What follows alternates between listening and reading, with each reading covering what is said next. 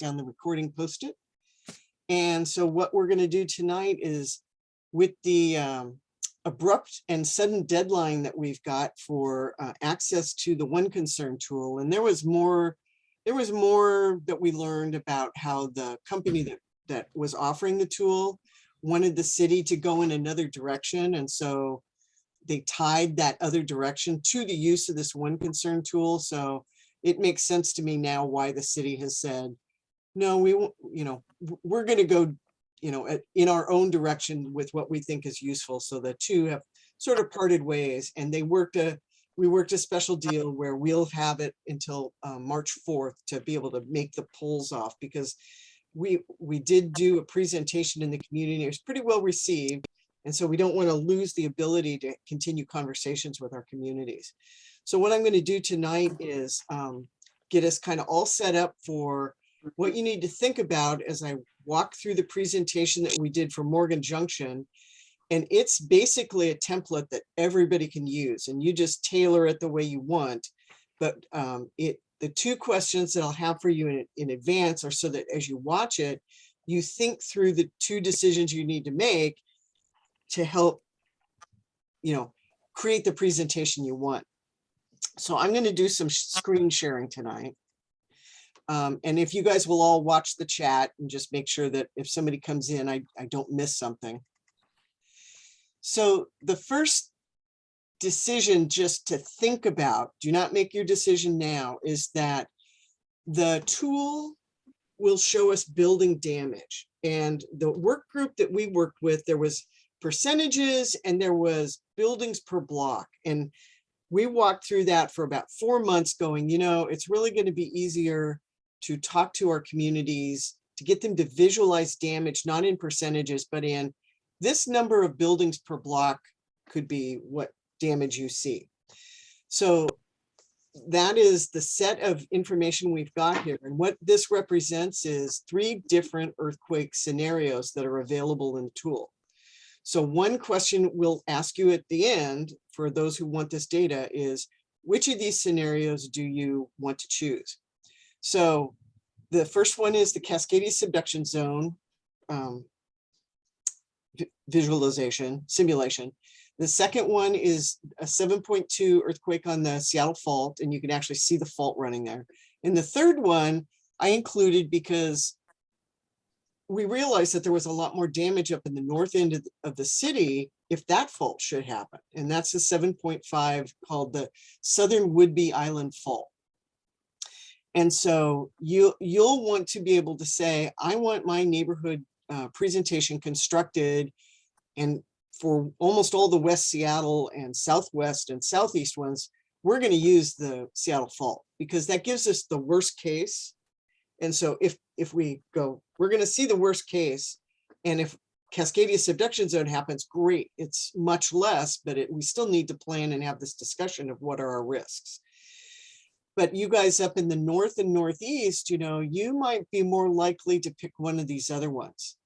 The difficulty with talking about the Cascadia subduction zone is everybody knows what that is pretty much now. If they've heard the big one, you might have to do a little more explaining about what you mean. There's earthquakes, fault lines north of the city, and I'll show you the actual snapshot of the different fault lines that are visualized in this tool. So we can come back to this, and this is actually in the Google Drive in the folder about the Seismic One Concern project. And I'll send the link out to that folder in the minutes, in a quick minutes. So that really will be your discussion. You look at where your hub is and you go, what is it I want? And then the other part you'll see as I go through Morgan, when you pick your territory, when you pick your area around the hub, it's not as easy as a beautiful little circle and you get all the data inside the circle.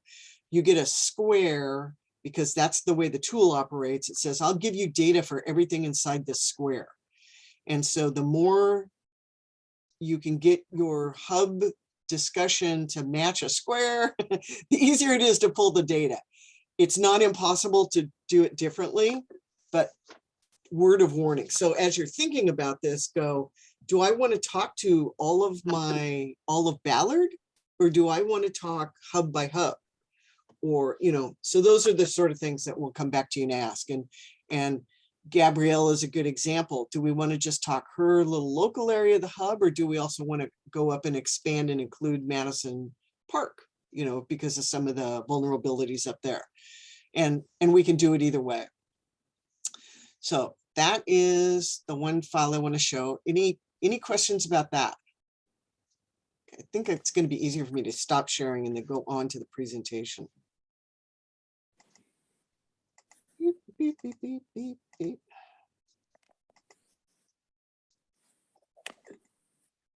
Oops. Except I was busy doing stuff here.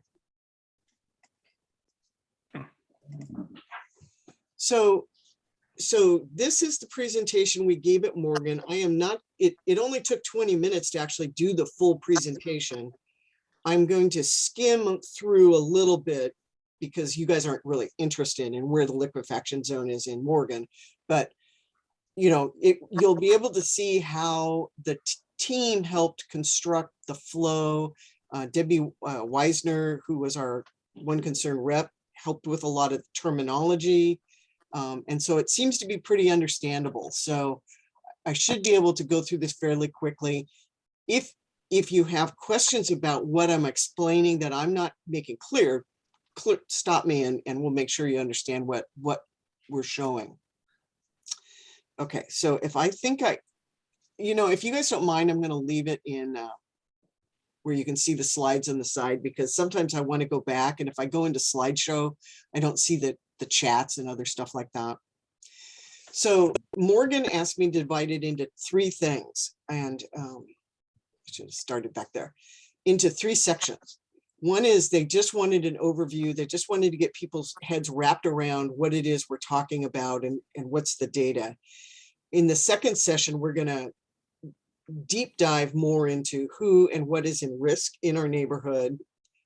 And then our third session is more an activity based, where it's, well, what are we going to do about this? Are we going to, how are we going to help word out? How are we going to make stronger partnerships with our business district?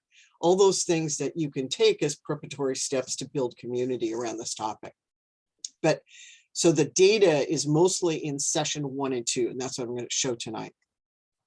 So I go into some introductory stuff to baseline people who are going like, what, we have earthquakes in Seattle, so that they get what might happen.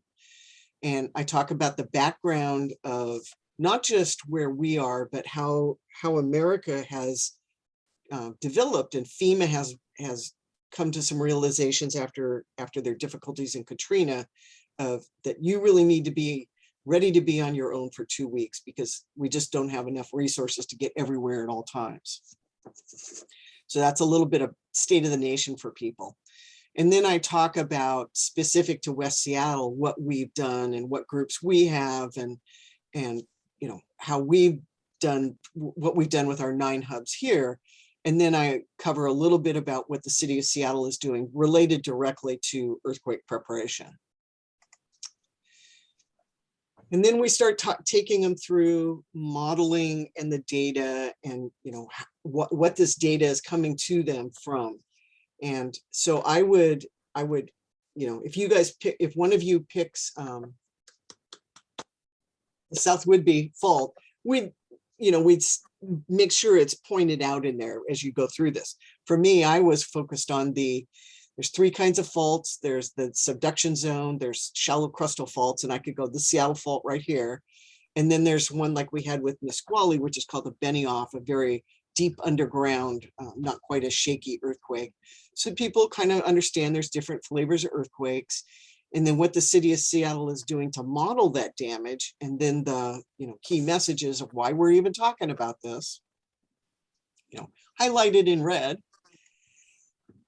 And then I spend about 3 or 4 slides saying, we're not kidding. We're not just making this up. The city did a whole series of webinars that talk about this, and I give all the links at the end, but I took each one of the seminars and snipped out their key points so that I can talk and say, overall, this is what the city's worried about.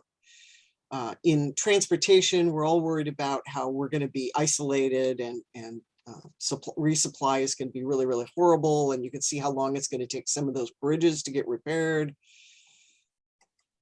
And then the webinar that was around water and sewer. And here you can point out, you know, like, look, we have 2 lines coming into all of Seattle. In either one of those 2 breaks and we're in trouble. And this is all stuff we talk when we talk with the different departments. So it's just trying to catch your average person up to what we've learned. And then the webinar about food and sheltering and watering that points out that there's a gap, that if there is a Cascadia level earthquake, there'll be about 1.5 million people who need food and water that we're not prepared, you know, the city and the government agencies are not prepared to supply. So, you know, there's some high risk. So pausing there, is there any questions kind of just about that business? Okay. So then I switch topics and I say, so now we're going to talk about the Seattle Hazard Explorer, which is a Seattle-owned tool and shows us what the city, using its own ArcGIS information, has made available for the public. And I've given the link to this. This is the slide that lets people see the known and suspected fault lines. So here's the set in kind of right around the word Seattle that is related to the Seattle fault. And this set here is the South Woodby. And then there's another set over here that's Devil's Mountain, I believe it's called. But none of our neighborhoods were as, that was like the fourth least impacted earthquake scenario. So I don't even, you know, we're just not even going to waste our time with that. So you can show people that, you know, they are mapping that we have fault lines under the ground. And so any one of these could go off, as well as the one out there on Cascadia, you know, Cascadia subduction zone. So then I go into Morgan and I just used the tool and I just took pictures and I said, well, the blue color there is the tsunami and the pink color is where we know we have liquefaction. And people, you know, like you kind of have to leave these legends in and use them to block and focus the area, because West Seattle goes all big and you can only get so much of it in. So you'll end up kind of adjusting the size, but you know, this is the data you can show them. And if you don't have any liquefaction issues in your neighborhood, you just don't put this one in. Then the next one is the landslides that we know that we in Morgan are, you know, potentially exposed to, and where we've actually had landslides already, you know, and just talk about those, you know, wherever that shows up in your neighborhood, people could start going, do I live near there? Or, wow, that's where the senior home is, or, you know, all those type of discussions. Then unreinforced masonry buildings. So I was surprised that I thought I had maybe 3 or 4, but when I actually pulled it, there's like a few more than I thought. And most importantly, we have 2 really important buildings. Gatewood Elementary is still an unreinforced masonry building. So you end up talking about what does that mean and what's the risk. And then the rear building of the Kenny Senior Home, which has about 400 senior residents, including an Alzheimer memory care unit. So that's all available. That's all, you know, super easy. People are looking at that going, yep, okay, we see risks. So I'm going to pause again because now I'll go into the one concern data.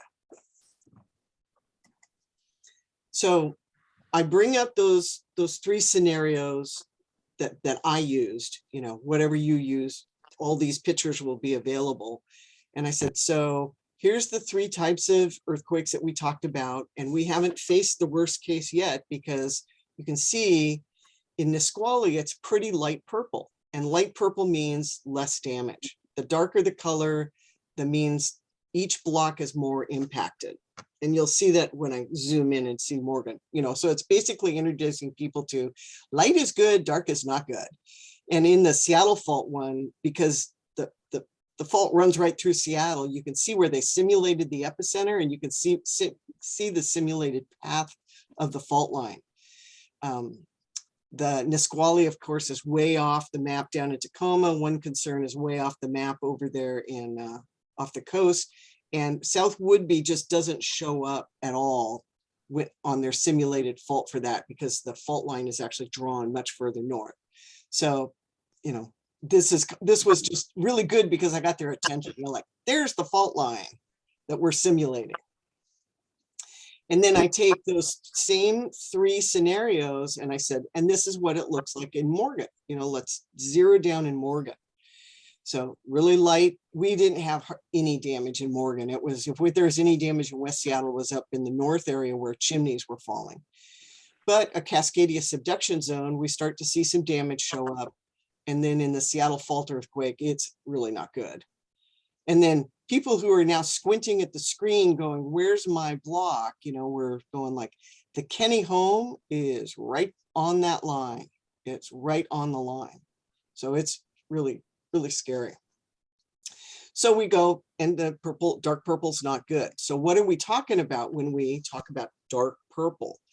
So dark purple and lighter purples all the way down to, you know, super light is, you know, you're okay. You could probably occupy that building, but those dark colors mean the building is either yellow or red tagged. And so every block that has deep purple means people are going to either not be able to go into their buildings at all, or they're going to be able to maybe live in the garage or, you know, part of the house, but part of the house will be tagged off and not occupiable. So I talked them through what the red and yellow tag information is. And mostly it's, if it's deep purple, it's probably red tagged. So then the tool will give us, and so all this is just, I've snapped a picture of your neighborhood, and here's the coloring. So anything that is really light, it's likely that 0 buildings are damaged. Well, I don't have any super light colors on this one, I don't think. So I start in with the 1 to 3 buildings in the block are heavily damaged, likely heavily damaged, meaning red tagged or yellow tagged. 4 to 6 buildings in the block are heavily damaged, is a darker color, all the way up to the super dark colors, which is like about half the neighborhood. So when you're talking to the neighbors, you're saying, we are saying that about half of our neighborhood will likely have more than 12 buildings on every single dark colored block unoccupiable. So people start going, that's a lot of people sleeping in the park or sleeping in their driveway or not able to go back in their house to get anything. So that's why Morgan kind of wanted to go, let's just get him to what we're talking about. And that's where we end with the first session. You know, it's like, it's not going to be a good discussion because we could see that we've got a lot of damage. What are we going to do about that? We're going to talk about that in the next session. So there's a conclusion for what we talked about in session 1. I give them all the links to the webinars and the unreinforced masonry building list and the Hazard Explorer and the webinars, right? So they can go watch all that. So then capturing this data for you will let you also build, we have yet to do this one, so I'm just going to show you the snapshots I know would be included. We recap what we talked about in session 1. We re-talk about, you know, dark colors are bad. And then we dive into the actual numbers of what that means. So within this square of a snapshot, right, in my residential houses, there are 1,700 where there are up to 12 buildings per block that could be damaged, between 4 and 12, right? And then the next darker color is the ones where 12 to every building on the block, over 12 could be heavily damaged. For a total, when you add those together, I can't do this math unless it's sitting off the, yeah, it's not off the screen. I'm moving you guys, sorry. For a total of, you know, like 4,400 buildings heavily damaged in Morgan Junction alone. You know, so we haven't had that one yet. I haven't found out whether people get up and walk out of the room and just go, can't deal with that number. But that's the reality we're looking at in a Seattle fault. So that's the discussion that'll happen in January, February, March, April. And then we have a very small commercial district, but it's telling us that, you know, in our commercially coded buildings, 14 of them are going to, 14 buildings are on blocks where 4 to 12 are going to be damaged. And I also give percentages out there, but you know, it seems small, but I also, oops, I put down at the bottom because I could count how many buildings there are, how many commercial buildings.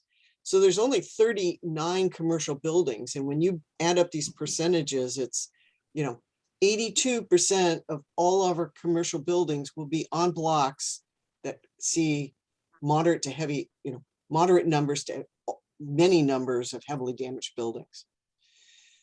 So it's hard to absorb, but we've gone through this many times trying to figure out how to make this quickly intelligible. And this is about the best numbering we can get. But capturing all this data lets you play with the data. You'll have the raw data and you can portray it any way you want. So that's building damage. And then the next thing that you'll be getting with these snapshots is it has race information, but we picked to deal with the vulnerable populations because seniors, children, and low income have kind of predictable possible vulnerabilities that we're not experts and can apply, you know, in a coherent way to a race-based discussion. So we're focused on those three vulnerabilities and did it so that there are 653 seniors who live on these blocks where 4 to 12 buildings will be put out. And there's 734 seniors who live on blocks where 12 or more buildings will be damaged. And that just says we'll have a lot of seniors out in the street, you know. And so that goes across and how many children and how many low income. And when you add up the two percentages, it's just unbelievable how bad Morgan is going to be hit. Those some of you live in neighborhoods that are not like on the fault line like this, so your numbers won't be quite as scary. But you know, this really woke up the Morgan Community Association about the depth and the breadth that the impacts are going to carry forward on. And then again, down at the bottom, the tool will give you your total numbers, so it's really easy to get your percentages. And so when I went, the last thing that I have yet to explore out is the vulnerabilities that tie back to places that are vulnerable because unreinforced masonry, vulnerable because they're high concentrations of seniors, vulnerable because there are high concentrations of Seattle Housing Authority properties, which are typically low income and sometimes disabled. And then we know sprinkled throughout Morgan, we have daycares and preschools and smaller adult homes. And we probably ought to figure out where those all are. And so that's my task before my next meeting, to see how many of those I can identify. And so that's session 2. It's like, what are our vulnerabilities? And then session 3, which is just kind of recapping any of the data. So what are we going to do? So that's a discussion. That's an interactive session for my group, not Cindy thinking of what we're going to do. So that's what we've presented. And so this template would be available for you. Once we snap the data, you can construct it any way you want to. You can say, I don't even want to talk about blocks that are less than more than 12, and you just use that piece of data, you know. So I'm going to, does anybody want to see any of this again, or I'm going to stop sharing? Okay. So the last thing I'm going to share then. We're going to need therapists in the Yeah, audience. no kidding. Yeah. Okay, wait, I'm gonna open something first here. Oops. I was closing files so I could actually find stuff today. Well, Cindy, while you're looking, the lady just mentioned therapists, and there was a whole article in the paper recently on climate therapists, people who are struggling right now with what's happening with the climate. So don't be surprised if that pops up in the perimeter. Okay, well, okay. Yeah, I mean, maybe that's what we do, is we start identifying all our therapists ahead of time. So what you should see on the screen now is the folder that I made, you know, we really hadn't had a folder set up because we were all still exploring how this was going to be. I had gone and I've done 2 presentations, and they were kind of our guinea pig presentations, so that after the first one, I could go, oh my God, you know, people choked or whatever, and fix it. And so the Morgan one has been worked over pretty hard, and it was pretty well received. I mean, I did not get questions that were stumpers. I didn't get questions that were, I totally disbelieve this and it's hooey, and you know, so it seems to have been explainable. So I finally had to create this folder to start holding this. And so I put that template, you can use it as a template in there. And then the top folder that says decisions for seismic concern, that's that folder that I showed you that says, here's your 3 scenarios. Look at your neighborhood and decide which scenario you want to use. Because when we go in the tool, we have to pick the scenario. And then one of us who's doing this is going to be calling you and kind of going, give me your parameters. Because the way the tool works is everything inside the square becomes part of the data. So if you have a neighborhood that's kind of a triangle, and we have to, you know, include this, it's just going to be part of your demographics and we can't help it. But, you know, really people are going to walk a quarter mile or half a mile to get to your hub anyway. It would have been great if we could have done circles around it, but it's kind of like squares are the best. So if you have a neighborhood that goes, no, I only want to talk about Morgan, and I'm sorry, my hub's not perfectly in the middle of it, you'll have to figure out how you want to deal with that. So knowing your boundaries is going to be important. So this is the list of who's requested so far, and kind of like what I got out of the neighborhoods. Okay. So and the data snapper is who's going to call you. So Catherine and I had a conversation this afternoon. So Sarah, Catherine is going to do all yours because she'll cover the Central East. She's going to do some district wide, because the tool also lets us do a District 1, District 2, District 3. District 1 and 2 work really good, and 3 is pretty good. But once you get out of that, Ballard is got, you know, it's split into 2 districts. It's really weird. So, you know, it works for Catherine, but not for much of anybody else. So I've already told Frank I'll do his, you know, he's got 4 hubs he wants to do. And then they're also, he and Bill are still talking about whether they want to do Magnolia, Inner Bay, and Queen Anne as kind of a giant area. And should they want to go talk to their district councils. East Lake is Margaret and Ann have talked about what they want to cover, and I've got one hub already from Southwest. So on here, Gabrielle,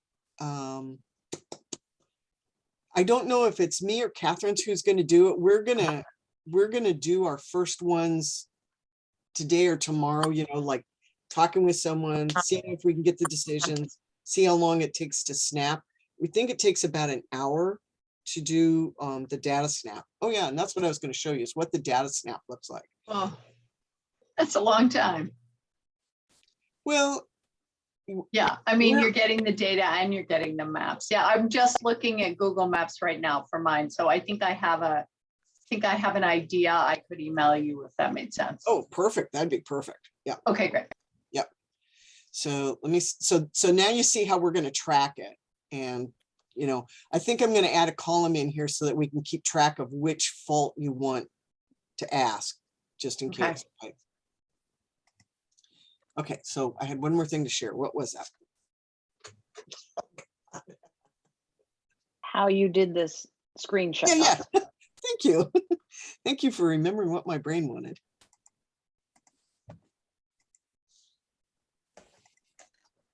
So this is like what it looks like when it's snapped. So this first block is, you know, it's the building damage, and this is the snapshot where it tells you all the buildings 7 through 12 or 12 and above. And then the next one over is we've highlighted all the next column of category, and the next one down, and the next one down. So you have on one sheet all the building damage that could happen in your neighborhood of the blocks that you can see in that screen. And I won't move it because I see Frank right up on it. Yeah. I don't know how to make it bigger, you know. That's okay. Yeah. That's good. So there's another way to do this, but it ends up in an 18-page thing where you copy and paste it into a Word document. So Catherine and I are trying to figure out which would be easier for you. You know, somebody's going to have to sit with a calculator and do math or enter it in a spreadsheet to get totals. But at least we've got the details captured because the totals don't come from anywhere. All those totals that I was showing in Morgan, I had to do. And then the second, there's 2 pages of this. This is the social impacts. So this first one it's people, and it does the same thing. It says, here's all the seniors. There's 275 of them who live on the blocks where building damage is more than 12. And there's 226 who live on 7 to 12 blocks. And there's 43 who live on blocks where 4 to 6 buildings will be damaged. And there's only 15 people who live on the lightly damaged blocks in Morgan Junction. So you can see how you have to do math across. But there's seniors, children, and low income all in that snapshot. And then the one that I did not really use in Morgan was, it's an adverse impact. It kind of takes, and it has the city's overall numbers, and it compares your numbers to the city. So in Morgan, I have 11% of, beyond the average, there's 11% more Hispanic people who live on these heavily damaged blocks. And this was just too complicated to get into, but I figured we better snap the data and have it just in case. It actually goes, I only snapped through this. Down here below is about 4 more race categories: Asian, Pan-Asian, something else like that. And it's just like, just don't even think about race, but at least we can look and go, children, low income, and seniors are more impacted in your neighborhood or less impacted in your neighborhood than the city as an average. So that's what you would actually get. And that's what we're going to do is Morgan will have its own 3-page file. We're going to stick it in the Google Drive. So everybody will have their folder file in the Google Drive. And then that way, you know, if you know, one day you change out hub captains and somebody wants to do more presentations, it's still available for people. Okay, so that is really what I wanted to cover tonight. You know, not doing that whole presentation in excruciating detail saved us a little time.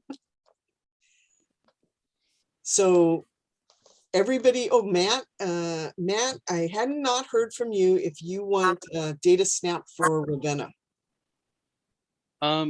Yeah, I suppose it would be helpful. Although it seems like a lot of manual effort. I wanted to kind of dive in and see if there was anything I could do as far as mirroring the data, since losing access to the tool. I was wondering if it was possible to export it. I don't know if that's something that we want to get into, but it is a massive amount of data, and she's Debbie, our coordinator, said, I can help you with exporting, but most of us have said all that other data we don't need. You know, yes, it is manual, but I'm afraid to export it and then have to figure out how you have to manipulate it to get those slides that we showed. It still has to be kind of manually massaged. So let me talk to her, Matt, and see what she's talking about and how big a file it would be. Okay.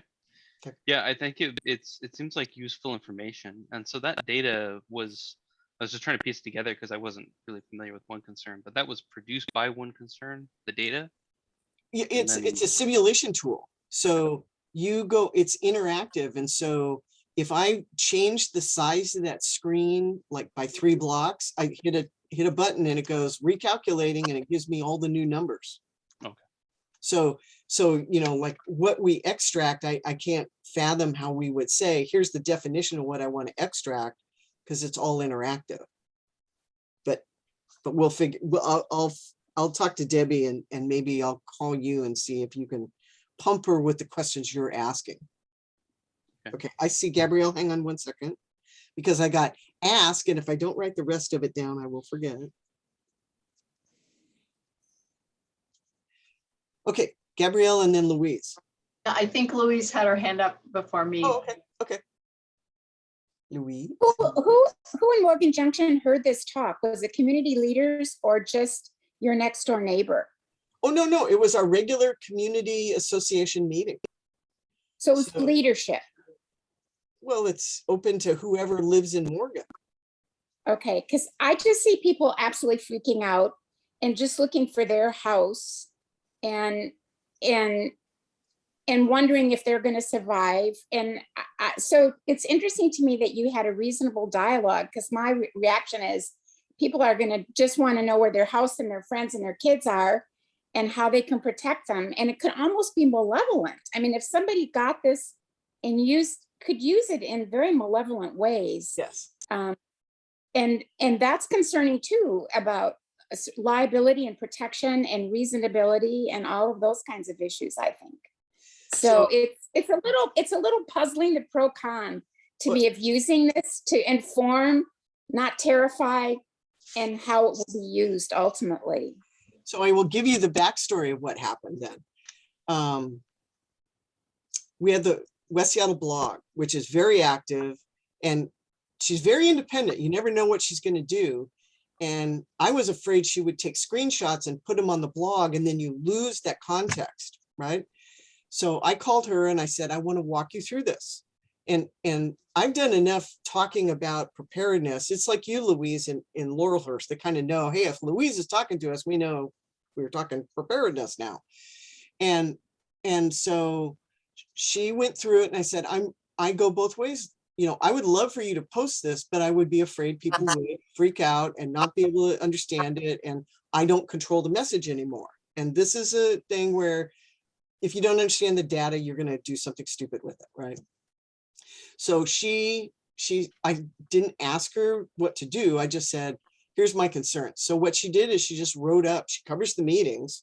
She's written about it twice now. She covered it. She gave the right messages, you know, we need to prepare as neighborhoods. The government's not going to be here right away. If you understand your risks, you can do something about it, right? And so I don't think she took a couple screenshots the second meeting and put just those, and they were the very obvious, you know, simply explainable ones, not all the data ones. And so that people are getting oriented, you know, and she's picked up and read by lots of people outside West Seattle, which was really what I was worried about, is that somebody in the city would see it and go, what the hell are those hub people doing? So I called Lisa Herbolt's office and I said, I want to take you through this so you know what I'm saying to the community, because she's chair of the public safety. And I don't want you blindsided by people phone calling going, how come we're hearing this from Cindy Barker and not from you? Right? Because you never know. And so her aide went through it with me so that they were prepared in case questions came up. So because nothing happened, you know, nobody called her, nobody was upset, I backed off. I was really concerned about, you know, the messaging part of it.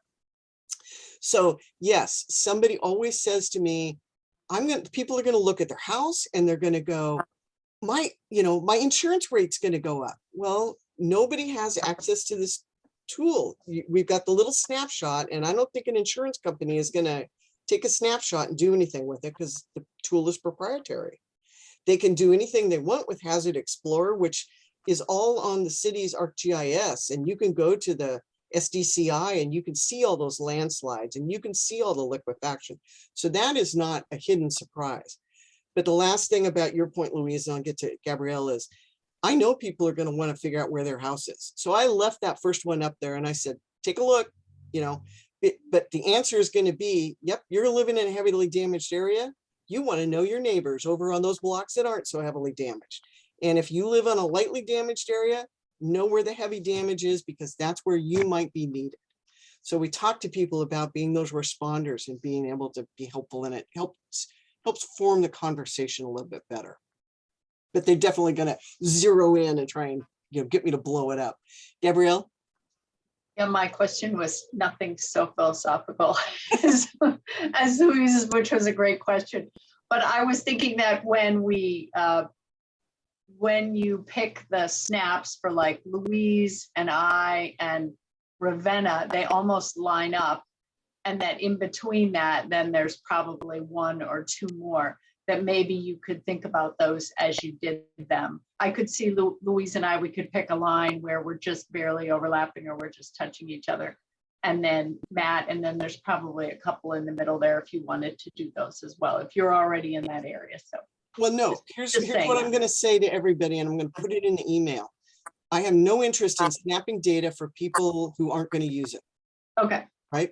You that's know, fine. like I could snap, we've got 130 hubs, right? I could snap all day long, but for what? So I'm focused on, in our 14 or 18 days left, on the people who have intent to use it. And then we can see what other stuff we should capture, because maybe we know it's a high vulnerable area, but we don't have a hub captain there yet, right? That would be good due diligence on our part. But I'm not just going to wander around and go, hey, this looks like an open area. So, but, you know, thank you for asking. I mean, we're struggling with how much we can get done in the time we've got. Yeah. Bill. Okay, so I'm trying to get my mind around is it up to me to determine how big of a square I'm asking from you? Well, first I will call you for the Queen Anne hub, right? Okay, And I'll go, tell me, you know, if you were talking to maybe your hub volunteers or the people who live around the hub or whatever, how big would that be? And if you say, no, I don't talk to just the hub, I talk to my district council and it needs to be this big, that's what we'll make it. okay. And it has to be, it's square, right? Well, the screenshot is, the interactive part is square. And so if you recognize that we can't, if we shrink it down so that we get everything you want, you might pick up some extra stuff. So you might have a little bit overstated number of seniors, for example. Okay, but at the same time, when I was looking at your Morgan Junction stuff, because of the legend, really your picture was a rectangle. Well, Is that, it's should I take pretty that? much a square, but what I did, it's just like how you manipulate it between when you're data scraping and when you're making the presentation picture. Okay, Yeah, I don't know how to say it any other way, and I don't have a live screen up so you can see it, but You it's cropped it pretty in. squarish. I wish it worked better on my computer screen because it is taller than wider, and my screen, of course, is wider than taller. So, but Morgan Junction is taller than wider, correct? correct. Okay. All right. So if I think in terms of maybe something a little taller than wider, I'm thinking about, you know, the center of Queen Anne, which includes all the businesses and the big business district, just to show what's going to happen to that economic core. Yep, That would be probably my goal. And I'll be probably talking to the Queen Anne Community Council and something like that with this. So for each of you who've asked to do this, I'm going to get you on a Zoom meeting. I'm going to get in the tool and I'm going to go, how about this? And you're going to go, no, Okay. shrink it down or move it over, or, you know, Okay. then we'll get that snapshot. And once I have that snapshot, then I can go back into the tool later and recreate and grab the data. Okay. So I know you and Frank are planning on doing something soon. So how soon do you want to talk to me? Well, Or, you work during the day, so how about the weekend? well, I only work on Fridays. Oh, okay. Uh, Well, I'm going to email each of you and go, when do you want to talk? Okay. Okay. Yeah, so you know, like if it only takes an hour, I mean, really, I mean, I could get everybody done if I spent an all-nighter, right? You know, I Right, don't okay. just want to do that, but you know, so I'm just worried about all the people who are going to show up on the 25th of February and going, oh yeah, that's the deadline. Now I'm ready to tell you I want my snapshots. So No. we're trying to get you early birds out of the way early. So, Okay. Bill, all right, I'll email you and we'll set up a time. Great. So Catherine couldn't join tonight. So she and I are, Andy Peck is the other one who is good at the tool. So he's my third leg. And so we're going to assign. So one of the three of us will be calling each of you. Cheryl, do you need help on yours? I don't know. I've been snipping away. I assume that's what you're talking about, Mhm. the capturing of it, because I have various, machinations of what I'm doing. There's 2 zip codes that I'm trying to get because I really want Greater Ballard, because this is for Ballard District Yep. Council. Yep. And the one part that I was going to ask you about is whether or not, but I think the data will come with, because I think I've seen that. Like when you get that picture, like you said, that's the numbers you're getting. So I will talk to you about if my numbers are making any sense. Okay. Yeah, let me look over your shoulder as you're doing some snipping and make sure you've got everything we need. Okay. Yeah, and so I'll talk to you after too. Okay. Okay, so I've got a couple actions. One is call Debbie tomorrow and talk to her about a full extract, per mat, trying to figure out what we could do that we could capture that we can manipulate later offline. Working with Catherine and assigning people, and you'll start getting phone calls, and be prepared to, I don't remember if Catherine's got a Zoom meeting, but like Gabrielle said, I'm just going to take a picture of my neighborhood and I'll send it to you, and that may be enough, but if we have questions, we'll call you on a Zoom meeting and go, okay, watch our screen, see if this makes sense, So, okay. Seems like somebody dropped out. Somebody was on and I missed them. And then there's a chat thingy. Oh yeah. Frank. Thanks, Ann. Yeah, one of the things that popped up for me looking at some of the earlier maps was maybe Magnolia will not have a lot of red or purple or anything. But what will happen to Inner Bay will, and this is to speak to people in Magnolia, will basically cut off Magnolia and the islandization of Magnolia. So although you may not get whacked that hard, it's sort of like I was thinking the same thing, Madison Park versus Madison Valley. And what occurred to me was there any mention from the One Concern people, is there any correlation between really highly damaged areas and the roads, the infrastructure? And when you look at the vulnerability map in Inner Bay, it used to be a 7.9 when they first gave us the map, and now it's a 7.2, and it's still bad. Yeah. So no, the two. What's going on? What's going around your area other than just building damage count, building damage index from the data? Nope, that was their gig, was building damage. So that's why we ended up putting all that Hazard Explorer stuff in. But yes, you're right. Like if you've got a neighborhood between you and safety, that's who you might want to include in your presentation, even though it might inflate the numbers of people affected. Or you might want to do your data just on Magnolia, but on Hazard Explorer pictures show the impact of that liquefaction zone between you two. Right. And there was one other thing I was thinking about, Louise's observation. The first thing that occurred to me was the SNAP program. In other words, what do you do about the data you're looking at if you have to be where you are? What exists right now in the city of Seattle that could educate you a bit if you chose to do it on the capabilities for your neighborhood to respond as a SNAP unit when something like that happens? Well, I would love someone for the city to call and say, I want to know who the SNAP neighborhood people are in my neighborhood, and see if you can get an answer. Because they've rolled over administrators several times, and I do not know where they are on managing that information. Okay, thank you. Pauline, sorry. I'll take that extra A in my name. Yeah, sorry. Yeah, so I was kind of thinking about this. So so the Greenwood has a community council. And so is that the place that we're thinking of would be a good place to present this?